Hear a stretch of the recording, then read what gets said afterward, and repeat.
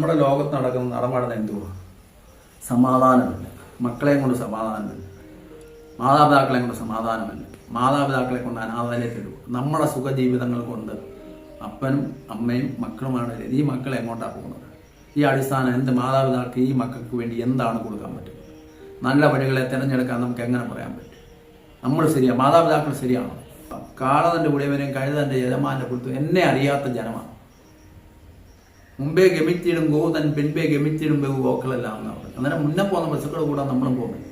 എപ്പോഴെപ്പോഴും നമ്മൾ ചിന്തിക്കുന്നുണ്ടോ ജീവിതത്തിൻ്റെ മുന്നിൽ എന്തായിരിക്കണം, നമുക്ക് എന്താണ് കൊടുക്കാൻ പറ്റുന്നത്? ഈ ലോകത്തിന് വേണ്ടി, ഈ മക്കൾക്ക് വേണ്ടി നമ്മൾക്ക് എന്ത് ചെയ്യാൻ പറ്റും? ആലോചിച്ചിട്ടുണ്ടോ മാതാപിതാക്കളെ? ഈ ലോകത്ത് എങ്ങനെ ഈ മക്കളെ ഇറങ്ങി പോകുമ്പോഴും വരുന്ന നമ്മൾ തിന്നു ഈ മക്കളേക്ക് വല്ലതും പറയാൻ പറ്റും? ഫോണിൻ്റെ അകത്ത് നോക്കാൻ പറ്റും? എന്താ അടിസ്ഥാനം? നമ്മൾ ഇവിടൊക്കെയായി നമ്മുടെ ജീവിതം പലർക്കായി കൊടുത്തുപോയി. ദൈവം തമ്മിലേക്ക് തിരിച്ചു വന്ന് അവനെ ആശ്വസിച്ച് അവനെ പിൻപറ്റി അവനോട് ചേർത്ത് മരത്തിനോട് മുന്തിരി വള്ളിയോടെ ഒട്ടിച്ചേർന്ന് നിൽപ്പാൻ നമുക്ക് കൃപയുണ്ടാക്കുന്നത് മാത്രം പറഞ്ഞുകൊണ്ട് പ്രാർത്ഥിച്ചുകൊണ്ട് നല്ലവനായ സ്വർഗ്ഗപിതാവെ അനുഗ്രഹിക്കണേ. പരിശുദ്ധാത്മാവിനെ അന്തർവാണിയുടെ അസ്വസ്ഥകളെ കട്ടെ അന്ധകാരത്തിലേക്ക് പിടിപ്പിക്കണമെന്ന് പ്രാർത്ഥിക്കുന്നു. പരിശുദ്ധാത്മാവിന്റെ കൃപയിൽ നിറയ്ക്കണം, എല്ലാ അന്ധകാരത്തിലും പിടിപ്പിക്കണമെന്ന് പ്രാർത്ഥിക്കുന്ന കർത്താവ് ഈ ഓരോരുത്തരും നഷ്ടപ്പെടുത്താതെ ദൈവത്തിന്റെ വചനമാകുന്ന ആ കാൽവരി ക്രൂസിന്റെ 3 ആണിമേൽ അവന്റെ കവാടത്തിന്റെ മുന്നിൽ അവന്റെ കൈയുടെ കുമ്പിൽ നിന്ന് ജീവിപ്പാൻ ഞങ്ങളെ സഹായിക്കണം.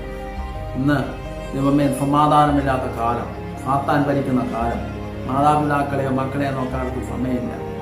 ആര് പറയുന്നതും കേൾക്കുന്നില്ല. ഈഗോ കൊണ്ട് പിതാവെ ജീവിതം മുടിഞ്ഞു നിൽക്കുന്ന സമയത്ത് കർത്താവ് ദൈവത്തിന്റെ പരിശുദ്ധാത്മാവിന്റെ കരങ്ങൾമേൽ ഈ ഓരോരുത്തരെയും നിന്റെ കരങ്ങളിലേക്ക് തരുന്ന കർത്താവെ ഒരുത്തിനും നഷ്ടപ്പെടാതെ എല്ലാവരും പരിശുദ്ധാത്മാവിന്റെ നിറവ് നിൽക്കണമെന്ന് പ്രാർത്ഥിക്കുന്ന കർത്താവെ അന്ധകാര ശക്തികളെ വിടുവിച്ച് ദൈവത്തിന്റെ പരിശുദ്ധാത്മാവിന്റെ കരങ്ങൾ ദൈവമേ നീട്ടപ്പെടണമെന്ന് പ്രാർത്ഥിക്കുന്നു. എല്ലാ ബന്ധനവും അഴിയട്ടെ, എല്ലാ അസ്വസ്ഥകളെ എടുത്ത് മാറ്റണമെന്ന് പ്രാർത്ഥിക്കുന്നു. അതാവെ ഇന്ന് ദൈവത്തിന്റെ പരിശുദ്ധാത്മാവിന്റെ നിറവിൽ ഈ ജീവിപ്പാൻ നീ ഞങ്ങളെ സഹായിക്കണമെന്ന് പ്രാർത്ഥിക്കുന്നു. കർത്താവ് ഇടപെട്ട് അനുഗ്രഹിക്കണമെന്ന് പ്രാർത്ഥിക്കുന്നു.